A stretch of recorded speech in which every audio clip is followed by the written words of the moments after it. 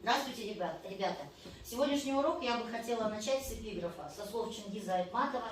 Следующее. Свойства личности раскрываются через трагические переживания, когда она наталкивается в своем движении к истине, к справедливости, на противодействие отрицательных сил действительности. Для определения темы урока я предлагаю вам сейчас посмотреть на данную иллюстрацию и ответить на следующие вопросы. Так, первый вопрос. Почему в начале 20 века деятельность казахской интеллигенции активизировалась? Так, Милан, пожалуйста. Казахская интеллигенция пыталась добиться равноправия казахского народа в составе империи. Она искала пути возрождения казахской государственности. Огромный вклад в общественно-политическое развитие 20 века внесли такие люди, как Байтурсынов, Дулатов и Бакиханов. Все, хорошо, спасибо. Следующий вопрос. Какие интересы народа они отстаивали, то есть алашардинцы? Влад, пожалуйста. В декабре 1905 года в Уральске прошел съезд делегатов казахского населения 5 областей. На нем была предпринята попытка создания казахской партии кадетского типа. Она отстаивала национальные интересы местного населения. В феврале 1906 года в Семипалатинске прошел съезд казахов. На нем была принята программа. Она отстаивала защиту свободы народа. Хорошо, достаточно. Так, и третий вопрос. Какова может быть связь казахской интеллигенции и конного войска, отображенного на иллюстрации? Наташа. Связано это с тем, что из пунктов программы партии Алаш. Это защита страны. Для защиты страны молодые люди призывались призывного возраста будут служить там же на месте. Воинские обязанности будут проходить в конной полиции. Да, ребята, спасибо. Мы помним с вами, что действительно у казахского народа всегда было народное ополчение, да, мы помним это из курса прошлого года, да, и регулярная армия, вот как бы вопрос никогда не стоял. И это все благодаря тому, что в годы гражданской войны казахский народ натерпелся большие потери понес как и от белой, так и от красной армии. Так, хорошо, ребят. Тема сегодняшнего урока, продолжаем мы тему «Движение Алаш и казахская национальная идея». Сегодня на уроке вы проанализируете политику партии Алаш и возрождение национальной государственности. Ключевым вопросом сегодняшнего урока является, почему Алаш получил всенародную поддержку. Что означает термин Алаш? Давайте вспомним, ребят. Что означает у нас термин Алаш? Маша. Алаш – имя мифического казахского предка, взятое для обозначения общественно-политического движения, будучи переименовавшегося в партию. В своих статьях один из лидеров партии Алихан Бакиханов писал, что слово «Алаш» было взято множество веков в военный клич казахов. Спасибо. История движения Алаш – одна из самых ярких и волнующих страниц нашего прошлого.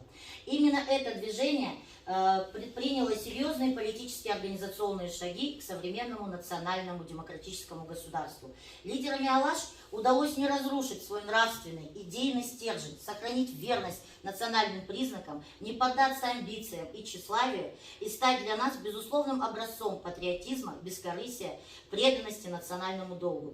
Ответственность за судьбу бесправного народа, к тому же заблудившегося в политических хитросплетениях, взяла на себя партия Алаш.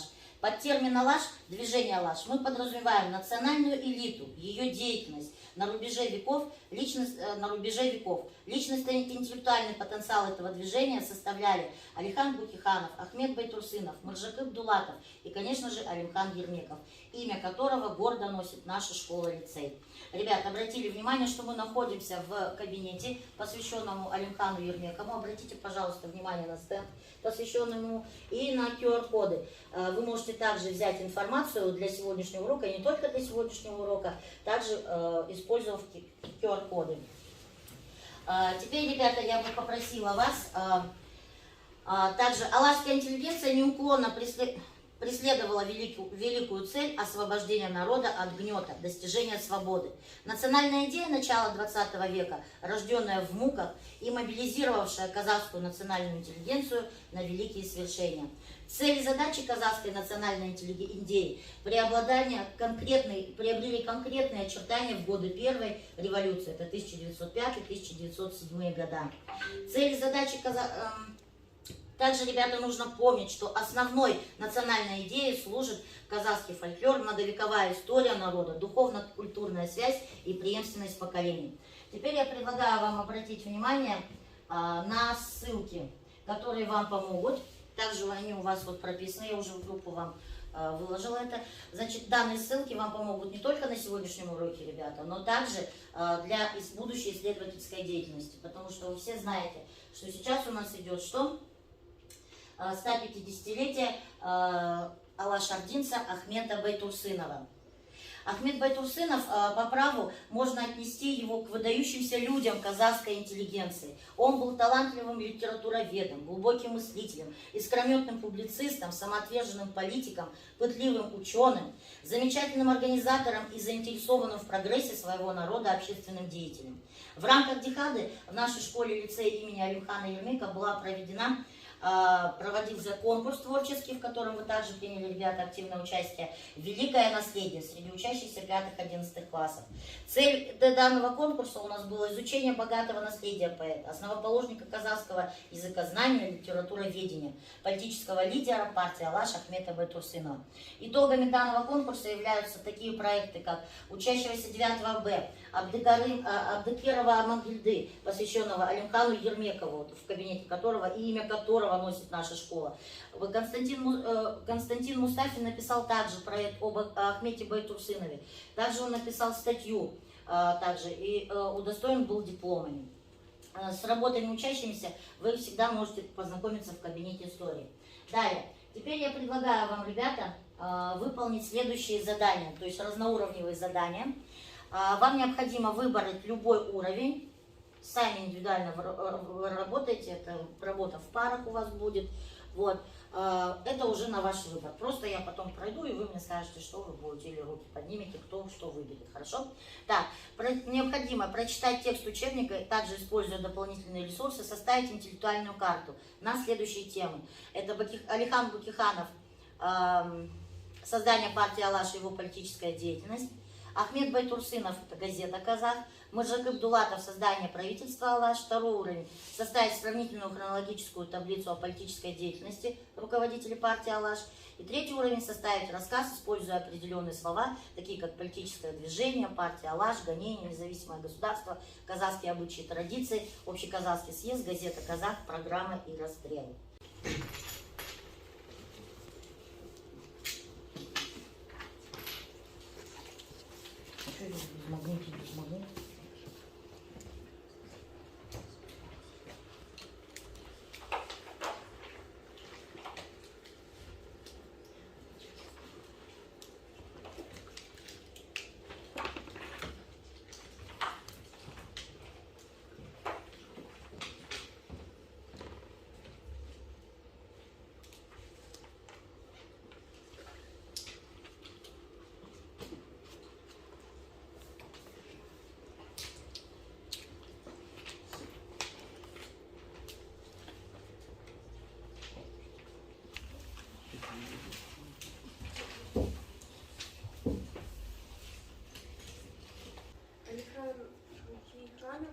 Общественный государственный деятель.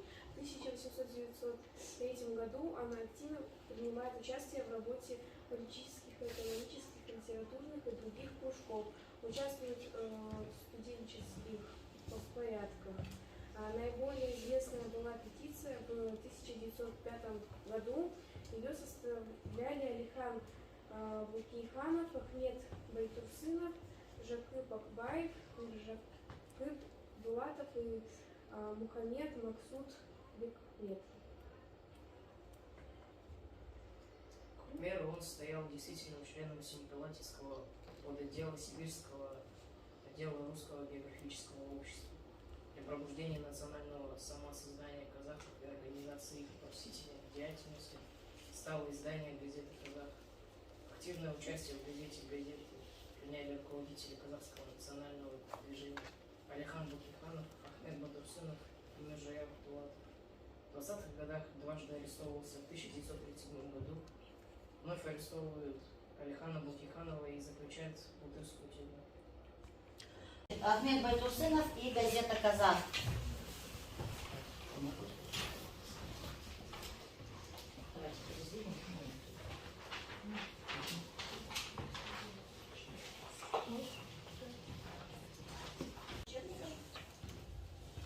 И другие ресурсы. Мы создали интеллектуальную карту Ахмеда Байтурсынова «Газета Казах».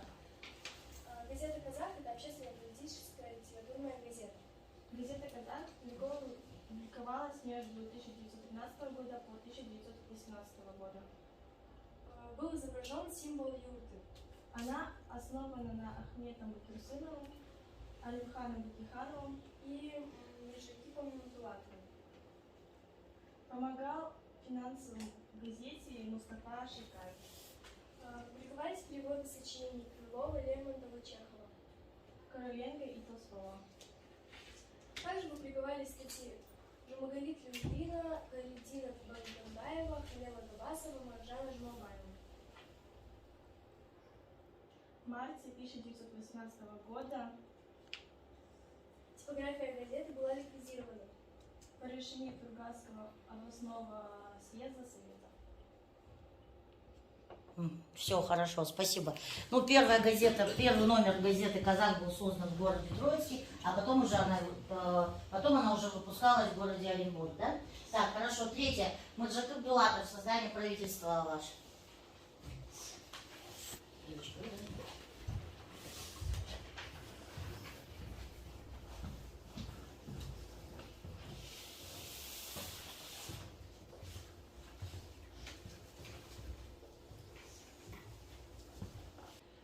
Дулатов – крупный представитель казахской культуры и литературы. Начало XX века поэт, писатель, общественный деятель.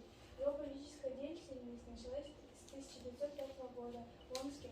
Дулатов встретился с Байтурсыновым и Букихановым. Был одним из авторов Каракаролинской петиции, первый сборник стихов «Проснись, Казах».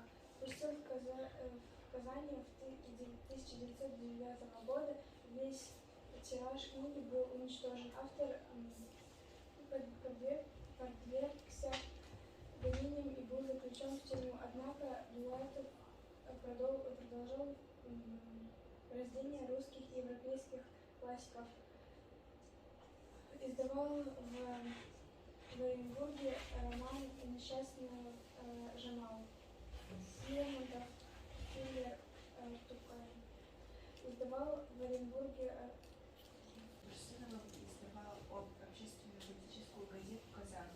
В 1916 году с Байтурсыновым Букихановым выпустил против царского указа о призыве казахов в тыловые работы. Активно участвовал в организации движения «Алаш», написал программу партии. В 1922-1926 году преподавал в Казахском народном институте, работал в судебных организациях Петропавловска и Семипалатинска. В органах печати в Кызылорде в 1928 году, арестован в 1930 году, приговорен к расстрелу. Приговор был заменен на 10 лет рублей. Дулатова сослали в лагерь на Солоде, где он заболел и умер 5 октября 1935 года, реабилитирован в 1988 года посмертно. В сентябре 1992 года его останки были перезахоронены в родном Улуге в Крестце. Да? Все, хорошо, спасибо, девочки. Да, действительно, Миржакып Дулатов вместе с истинно алашабинец, вместе с Алиханом Букихановым и Ахметом Байтурсыновым начала свою деятельность еще ранее, чем Каракаролинская петиция 1905 года, где они отстаивали интересы, да, казахского народа. Так, второй уровень – это сравнительно хронологическая таблица о главных этапах жизни Алихана Букиханова и Ахмета Байтурсынова, руководители партии «Алаш». Видите, да?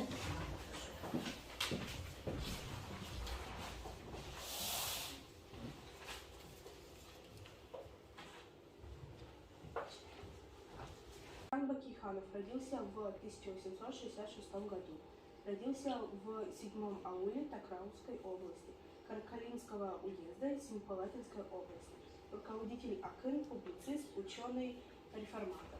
В 1879 по 1886 годах учился в Казахской Каракалинской школе. В 1886 по 1890 годах учился в Омском технологическом училище.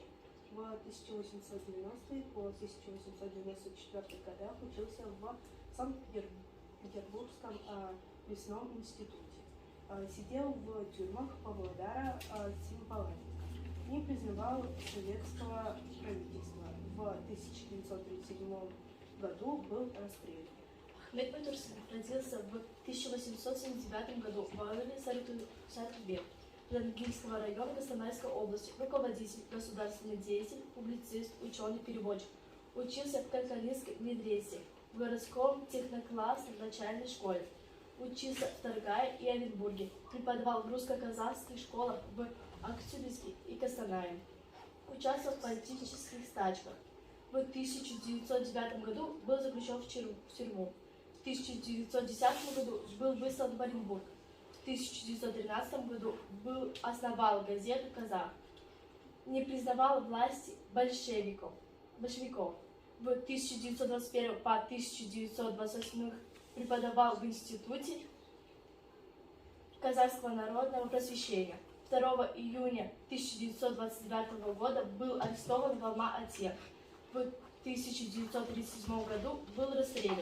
Они оба были расстреляны в 1937 году, являлись руководителями, публицистами и учеными, представителями алашской интеллигенции. Все хорошо, спасибо. Так, следующее задание у нас 3-го уровня – это рассказ, да? Используя опорные слова. Кто у нас выбрал? Так, девочка.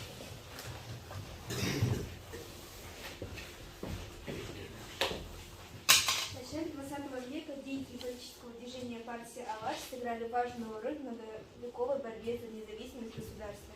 Создание первой на тот момент политической партии «Алаш» показало состоятельность и высокий потенциал политического деятеля казахского народа. Движение «Алаш» началось с 1905 года. В июле 1917 года на Первом Всеказахском съезде объявлено создание партии «Алаш».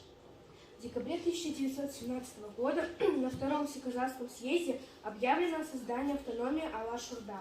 Официальным органом партии «Алаш» была газета «Казах», выпускавшаяся в городе Оренбурге с 1913 по 1918 годах, в которой была опубликована программа партии «Алаш» 21 ноября 1917 года, состоявшая из 10 пунктов. Государственное устройство, местная свобода, основное право, религия, власть и суд, защита народа, налоги, рабочий вопрос, развитие науки и просвещения и земельный вопрос. Все хорошо, ребят, девочки, да. Действительно, все слова, которые вам были предложены, вы использовали в своем рассказе. Ну, как подтверждают, ребят, ваши ответы, Алаш – это национальная интеллигенция, которая вознесла казахский народ, предвышая его силу и уверенность в процессе становления. Его главной целью было, как мы неоднократно сказали, создание казахского государства. В настоящее время в стране идет целенаправленная работа по возрождению исторического сознания общества. Только зная историю своего народа и своей страны, начинаешь понимать особую ценность, обретенную в конце прошлого столетия независимости. История казахского народа показывает, что борьба за свободу и независимость страны никогда не прекращалась. Теперь я предлагаю вам создать инфографику, исходя из действий партии «Алаш» по восстановлению национальной государственности. Критериями, значит, является наличие в инфографике интересных фактов, истинность фактов и сделать краткий устный отчет, используя инфографику. Пока, значит, ребята, вы в группах будете делать данную работу, вот, я предлагаю кому-нибудь из вас написать историческое письмо. Ну, скорее не написать, а, наверное, как бы познакомить нас с интересным фактом, письмо по освобождению Ахмета Байтурсынова из тюремного заключения. Кто желает, ребят, письмо? Стас? Все хорошо. И обязательно вывод нужно будет сделать, хорошо? Так, все, приступаем. В 1905 году было создано движение «Алаш». 21-26 июля 1917 года в Оренбурге состоялся Общеказахский съезд, рассматривавший вопрос об образовании казахской политической партии «Алаш». Признал необходимым выработать ее программу. Газета «Казах», первая газета была создана в городе Троицке в 1913 году. Всего было 256 номеров. Партия «Алаш», 1917-1920 год. Казахская партия, примыкавшая по идеологии к партии кадетов. Председатель партии Алихан Бакиханов. Официальный орган партии газета «Казах». Штаб-квартира город Семипалатинск, союзники и блоки. Кадетская партия, идеология либерализм, антикоммунизм, антисоветизм. В 1917 году в декабре была создана Алаш-Орда, и в итоге все это привело к созданию автономности и путь к независимости. Все хорошо, спасибо, ребята. Да, действительно, деятельность партии «Алаш», проходить на свои места, прошла такой вот путь длительный, да, и мы видим, что действительно мы узнали интересные факты, да, количество выпущенных газет данного издания, да, и действительно на сегодняшний день мы с вами вкушаем плоды первого шага к независимости алаш-ординцев, которые были заложены еще в декабре 1917 года на втором общеказахском съезде в городе Оренбурге. Так, хорошо. Стас, у тебя готово? Да. Анализ письма. Все хорошо. Может, ты выйдешь? Да. Выйдешь? Супер. Алихан Бакихан в апреле 1933 года, не попав на прием к Пешковой, он оставляет письмо.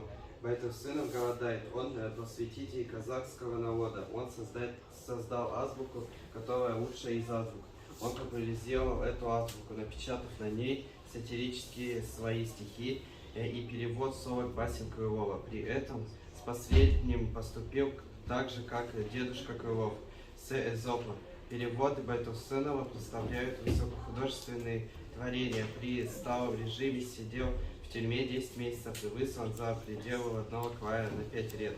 Он редактор, издатель, создатель единственной тогда казахской газеты «Казак». Судьба Байтурсынова Ахмета схожа с судьбой Чернышевского. Как он, Байтурсынов, бесстрашный пролог своих убеждений. Как он, кабинетный работник, как он, страх власти. Несмотря на то, что Алихан Бакиханов, дав залог не заниматься политической деятельностью, не оставил своего соратника Ахмеда Байтурсынова в трудную минуту, когда он был арестован в 30-х годах и пребывал в тяжелом положении. В Томской тюрьме, используя все ресурсы для освобождения его и облегчения его судьбы. Хорошо, то есть ты вывод тоже внес туда, да? Да, действительно. В свое время Алихан Бакиханов заключил соглашение с советской властью о том, чтобы не заниматься больше политической деятельностью, он занимался только лингвистикой, ученой научной деятельностью. И действительно написал письмо Екатерине Павловне Пешковой, это супруга Максима Горького, потому что она на тот момент возглавляла Красный Крест по помощи тюремным заключенным. И с помощью вот такого ресурса, как письмо Екатерине Павловне, он действительно облегчил судьбу своего соратника. Хорошо, ребята. Деятели партии «Алаш» и представители казахской управленческой элиты, научной и творческой интеллигенции заложили фундамент казахской государственности. Через попытку создать самостоятельную партию, через бурные дебаты в первой национальной газете «Казах» защищали народные интересы, сами того не подозревая. Мы живем в том государстве, границы которого в 20-х годах были очерчены участниками Алаш-Орды. Алихан Бакиханов проникновенно писал: «Я живу, дышу, существую внутренними делами своей Родины. Для меня судьба ее превыше всех благ. Я не могу спать спокойно, если не знаю, в каком положении она находится». Это слова, действительно, ребята, истинного патриота нашего государства и являются как бы нам примером. Сейчас я предлагаю вам прочесть данный текст. Это поздравление Сакена Сейфуллина в статье Ахмета Байтурсынова с 50-летием. Данный исторический документ был оформлен в газете Янбекши Казах 1923 года, 30 января. Ахмед Байтурсынов человек образованный. Он из тех просвещенных людей, которые в свое время возвысили свой голос против царских приспешников, кто встал на защиту униженного, угнетенного народа. Ахмед был единственным среди других ученых господ, который в царские времена пренебрег карьерой и благами судьбы, предпочитая скитания и невзгоды, чтобы будить от векового сна народ, взывая к попранной чести. Во время, как и другие, получившие образование казахи, спешили извлечь выгоды в толмачевской службе, при уездном начальстве, губернаторах и судах, а иные сами рвались к власти, Ахмед отдал себя без остатка служению народа. Заново перечитывая его книгу «Кырык Мысал», Маса, его статьи в газете «Казах», оглядываясь на его деятельность времен Алаша, а затем в рядах коммунистической партии, приходишь к выводу: во времена, когда у казахов было много писателей, не развита литература, Ахмед создал для бедняков пособие по чтению и языку, и труд его высок, как гора. В дни, когда Ахмеду исполняется 50 лет, я от всего сердца поздравляю его и желаю ему долгой жизни. Второй вопрос. Почему Ахмед Байтурсынова относят к народным просветителям? Кто желает, ребят, ответить? Можно своими словами, можно использовать текст. Давай, Руслан. Общественный деятель, ученый, лингвист, просветитель, поэт, литературовед, тюрколог и переводчик Ахмед Байтурсынов. За научную и литературную деятельность почитается казахским народом как учитель нации. Простой народ воспринимал как его руководителя в борьбе экспансионистической, политической и царской России. Всю жизнь Байтурсынов развивал постительные личные. Все, хорошо, спасибо. Да, действительно, он даже народным просветителем и учителем нации его называли. Почему? Потому что он заботился действительно о народе, о его самосознании, поднятии духа, да, о национализации государства, о том, что необходима государственность, да, нашего народа.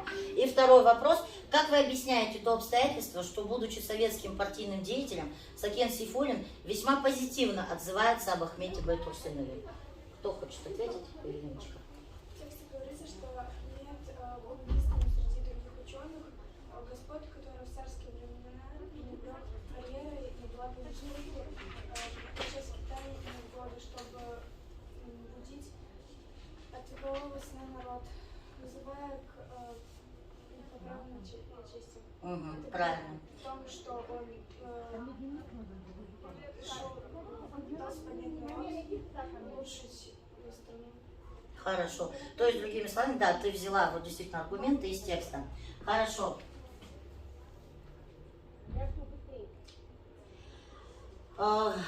Действительно, ребята, в конце урока я хотелось бы вернуться к ключевому вопросу, почему партия Алаш получила всенародную поддержку, который у нас ключевой вопрос стоял на начало урока.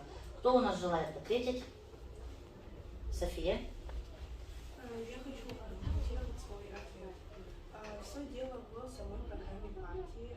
Алаш ставил в качестве первоочередных задач всеобщее избирательное право, пропорциональное национальное представительство, демократическую Российскую Федеративную Республику с президентом и законодательной думой, равенство республик, входящих в состав России, демократические свободы, отделение территории от государства, равноправие языков. И именно поэтому в те годы партия получила большее количество голосов за. Хорошо, то есть ты аргументировала свой ответ фактами из программы партии Алаш, да, которая была опубликована в газете «Казах».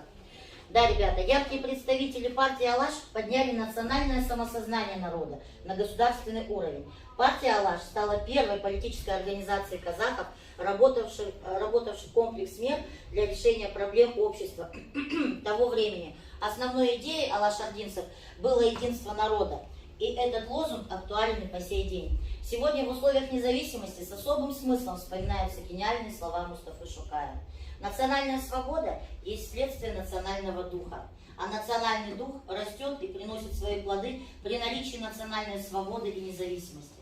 В условиях независимости мы наблюдаем преемственность во взаимосвязи между идеями первых интеллектуалов прошлого и современностью. Алашская идея, рожденная в начале 20 века, продолжает служить интересам независимого Казахстана. Пройдут времена, пройдут года, пройдут столетия и десятилетия, но достойное наследие общественной мысли и духовного опыта алашской интеллигенции будут поддерживать казахстанский народ в потоке истории. Так, ребят, сейчас я хочу вам перейти к домашнему заданию. Домашним заданием у вас будет следующее. Вам необходимо будет написать эссе вот, на тему «Какова роль партии Алаш в истории казахского народа». При написании эссе необходимо приводить аргументы.